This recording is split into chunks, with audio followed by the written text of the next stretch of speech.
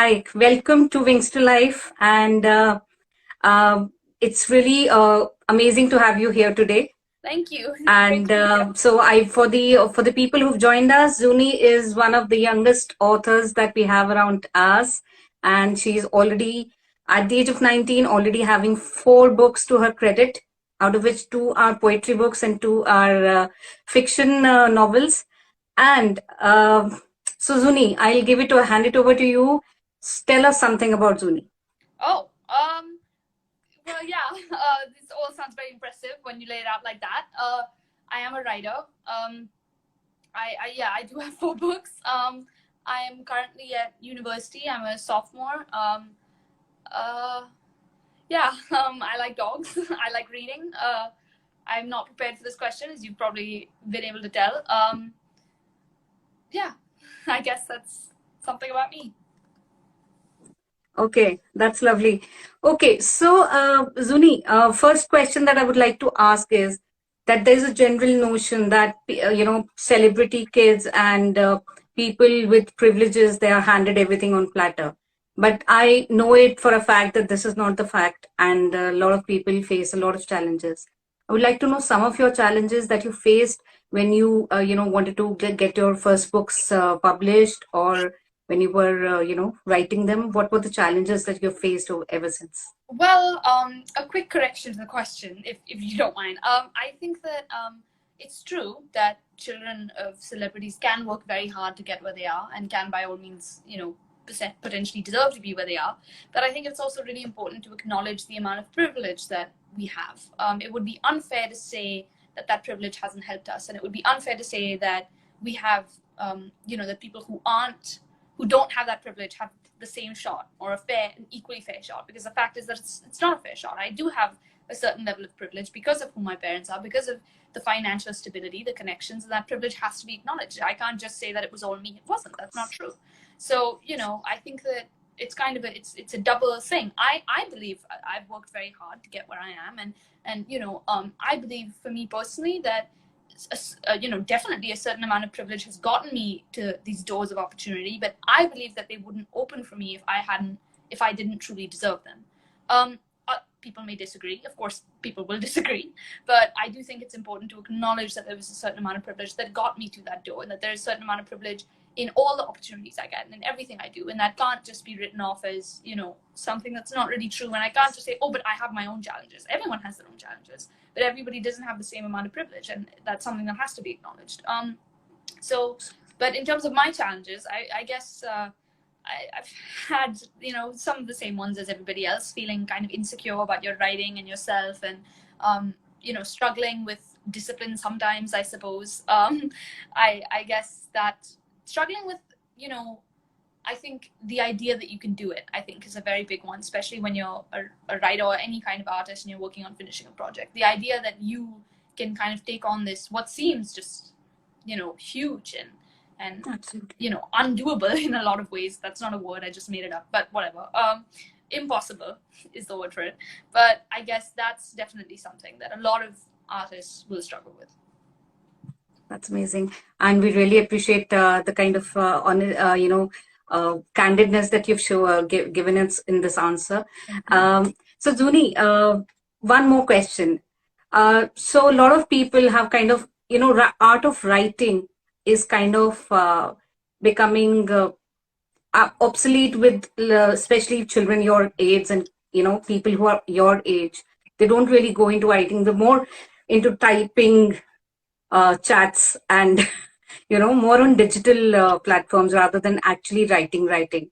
So how can that be encouraged? Because we at Wings to Life, we advocate a lot of journal writing, because that we feel that is something that really helps with the mindset. It helps people to actually write down their thoughts. Even the negativity and everything that is inside can be thrown out once somebody's writing on a daily basis. So what do you suggest? I read somewhere that you said that people my age need to know how to tell stories. I think that was your quote. So how can we encourage this trait? Well, I think that everybody does know how to tell stories. I think it's something that we all kind of know. Some people tell stories better than others, certainly, but I do think that everybody kind of knows how to do it. And I think that it's about the fulfillment the writing gives you and the depth of it. I don't think it necessarily matters whether you do that writing in a journal or on Tumblr. I just think that it matters, how much of yourself you put into it. And I think that, especially in today's kind of, turbulent times, people are coming, especially young people, are coming back to writing as a form of expression, as a form of fulfillment, as a form of getting to know themselves better, I think. So I think that it's kind of being encouraged by itself almost. And I think that one thing that I would say, though, is reading is always something that encourages writing. And I know a lot of people say that they don't like reading, but I genuinely believe that people who say they don't like reading probably just haven't found the right book. Because the physical act of reading doesn't seem like something you could possibly be so against. So I'm just going to go out on a limb and say you probably just haven't found a book that you like. Whether that's fiction or nonfiction or a memoir or a sci-fi, whatever it is, I just think that it's important to find the right book for you, and that can take time, in my opinion. Yes, it would take time, definitely. I understand that. But I mean,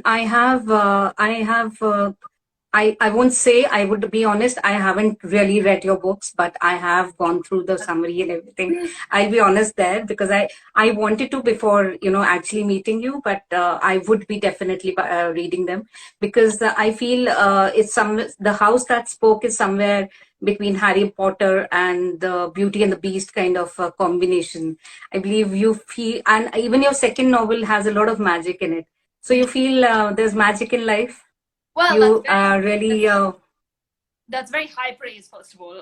Beauty and the Beast and Harry Potter are really lovely things to be compared to, even if you haven't read the book, so thank you. I definitely think that there's magic in life. I think that I mean, I don't know, for my writing, I just like putting magic in it, because I'm like, what's the point of making a whole world if I don't make it a little different, a little,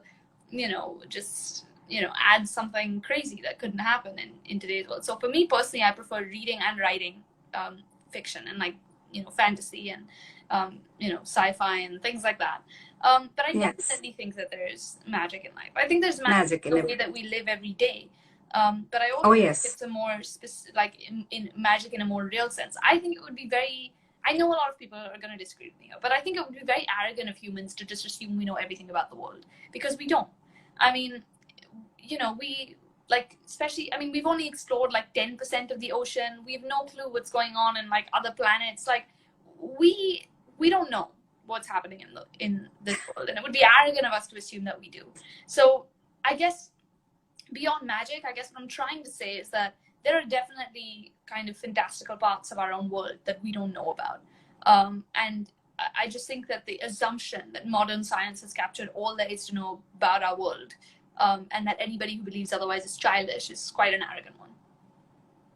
Absolutely, absolutely. Even I feel so. And even if we do not go with the conventional meaning of magic, we as life coaches, we actually feel that anybody who uses their own mindset to change their lives, they can create magic in life, right? And that is what we firmly believe. And yes, the power of imagination and a lot of, I feel, I think all the things in the first book that you wrote, you were 15, right? That was my first novel. Yeah, The House That Spoke. You were 15, yeah. Right? The first novel, the House That Spoke, and I believe all the things in that house talk. Yes. That's what. So that's a lot of imagination is required to do that. That's why I equated it with the Beauty and the Beast, because that's exactly what used to happen there. So okay, one question. I'm a relationship coach myself, right? So what are the relationships which are the most important for you? Who are you most closest with in your family? Well, I'm very close to my family in general. That was probably going to be my answer. But I guess my parents are really important to me. I feel really lucky in the sense that I have a really great relationship with my parents, and I generally feel like, not just as their kid, but as if we're really good friends. And I'm really grateful for that, because I'm very aware of the fact that that's not a relationship that all people of my age have with their parents, and I'm very aware of how lucky I am to have such wonderful parents that I feel so kind of comfortable with and loved by, and who are just such incredible people. So I think about that a lot, actually, not just in terms of, you know, the privilege that we talked about earlier, but just in terms of the parents that I have, what incredible people they are. And I feel, you know, really lucky every day for that. Right. And, you know, the legacy that you have, the legacy of excellence that you're having with from your parents, does it create a pressure for you?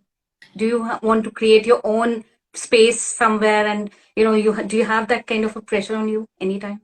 Well, I mean, everybody asks me this. The answer is no, honestly, not really. Because writing was something I gravitated towards so naturally. It wasn't something that I ever felt forced into or pressurized into, and I didn't get into it because it was something that they did. It was just something that as a kid I naturally felt like I wanted to do. So I don't really feel pressure in terms of the legacy at all. But I do kind of want to make my own space that isn't just a continuation of, you know, or couldn't be seen as just a continuation of what they do. So I definitely kind of want to be known for, you know, my first name more than my last, but I wouldn't say there's any kind of pressure at all. That's lovely. And okay, so all the questions that I've asked till now are generally about how challenges, pressure. I would like to know, how does Zuni unwind? I read somewhere on your Insta that you're a dog mom. You wrote that, a dog mom. So yeah. How do you unwind? Well, with the dogs, definitely. We have 6 and they're all adorable. And okay. I do love them. I guess other than that, I like playing video games with my brother. We do like playing video games. We were playing, what were we playing? I completely forget the game. Oh, right. We were playing the Hyrule Warriors, which is the new Nintendo game. The new Legend, well, not technically Legend of Zelda. It's not canon. I don't know. There's much discussion about it. But I really enjoy playing video games with my brother. Reading, obviously. But that's pretty obvious. Netflix or YouTube, stuff like that. Okay. Talking about your brother plays cricket. Yes, he does. Yeah, which could not be more different. At what level? Well, right now. But coming from a creative family, cricket is a kind of a very, you know, though it is creative in its own space, but then coming from a creative family. I don't know where he came from. Don't even ask. I honestly don't know. It's crazy. But no, he really, I think, has, I mean, again, ever since he was a kid, just kind of fell in love with the sport. I think we're both very lucky in that sense that we knew very strongly. We have a question here. What motivates? Sorry? No, I was just saying we were very lucky in the sense that even as kids, we kind of knew what we were drawn towards already. Yes. So that's an interesting mix of a family you have there. And I would say, so there's a question from one of our viewers here, that what motivates your imagination? That is a great question. I think that a better question would be like, what motivates the writing in terms of like, because I don't think anything like, I guess what fuels what inspires me, I suppose, would be great writing. I've always found myself very inspired by great writing and you know, great world building and wonderful books, and also just by, I think, everyday life adventures. I think everybody has these certain times or certain memories or certain days, but they're like, oh my gosh, I'm going to remember this moment, you know, for a long time. And I think that can also be very inspiring, even if you're not an artist, if you're just, you know, no matter what your job is, no matter what your career is, your profession, I think that's always very inspiring. And I think what motivates me to write is just that I feel like it's something that I love to throw myself into. And I think that I hope that everybody would be lucky enough to find the thing that they love to do so much that they would push themselves to their limit, because I think real fulfillment in life can only come from that kind of striving. Okay, all right. That's lovely. Okay, so Zuni, last 1 year, what do you have to say about that? How did it go?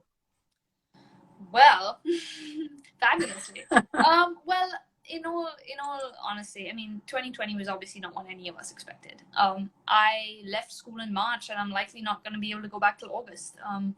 And that's rough. You know, I really miss university. I never thought when I got, you know, that letter that said I had been admitted to university, my first choice, that I wouldn't get to spend over a year of only 4 years there. But I think I have to acknowledge, you know, what has come out of this that's been wonderful. I've, you know, discovered things about myself that I would never have done. I've worked on myself in ways that I never would have done if I had been abroad.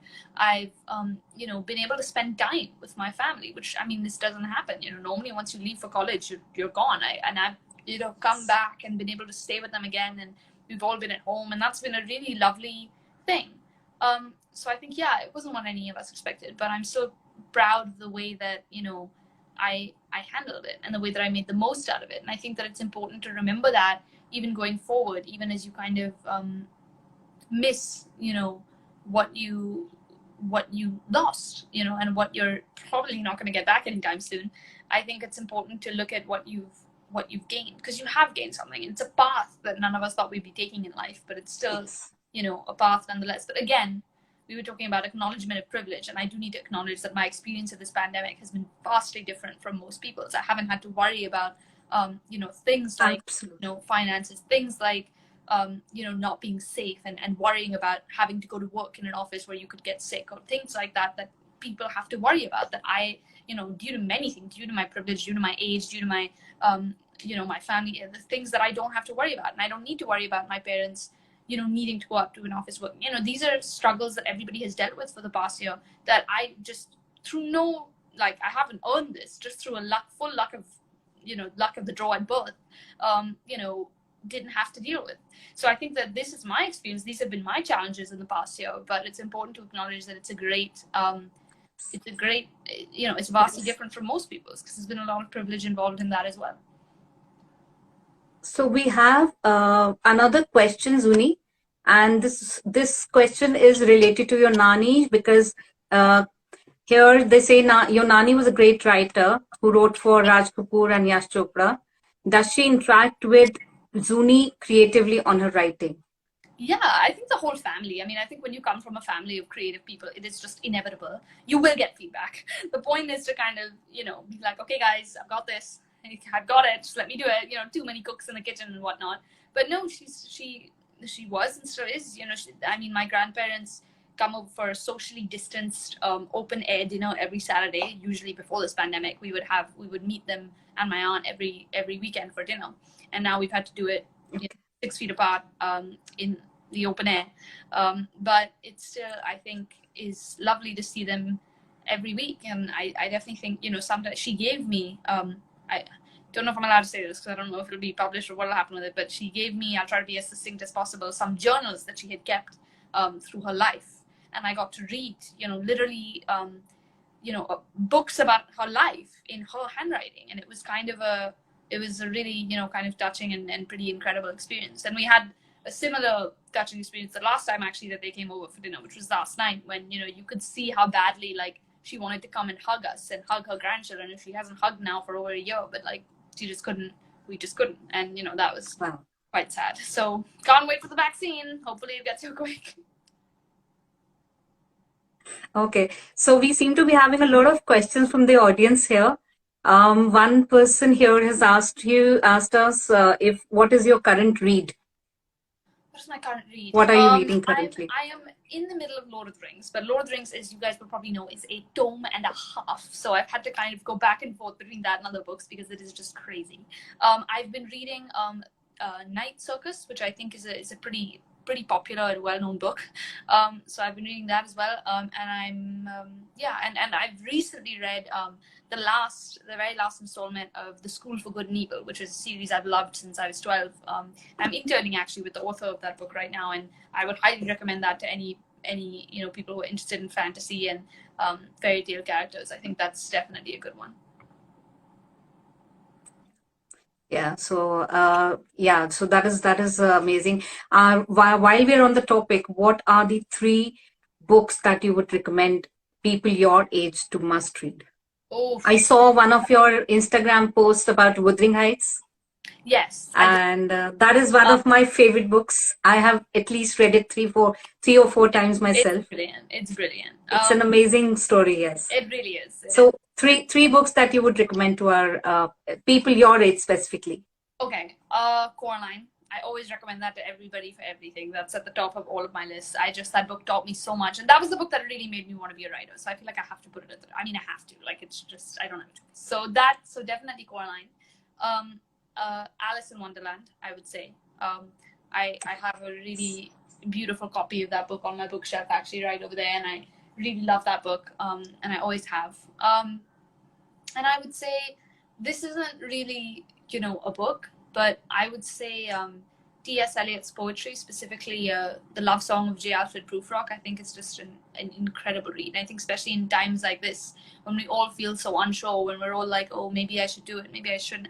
I mean, none of us know what's going to happen. The fact is we're dealing with a lot of uncertainty. And I was talking to a friend about this the other day. I was like, honestly, we should just put our happiness and our fulfillment, not just happiness as in like 𝐸𝐻𝐸 𝐂𝐻𝐸𝐵, that's what we want, but our happiness and our fulfillment should be top priority right now. Because if you can, if you are in the position where you have the amount of privilege to put those things at the top of your list, your happiness and your fulfillment, then you should do that. Because what we were discussing, she was unsure whether she should take a class. She really wanted to, but she just didn't know. And I was like, you should go for it. There's never been a greater time in most of our lifetimes to go for it than there is right now. And I think that that poem kind of really encapsulates the need to go for it, in my opinion. So I think especially for right now, that would be a good read. Right. Okay, I just, I was about to ask you something and kind of slipped my mind. So that happens sometimes. When are we expecting your next book? I think it's been 2 years since you wrote your last one. Yeah, Island the Day Before. Wow, that's crazy that it's been 2 years. That's absolutely absurd.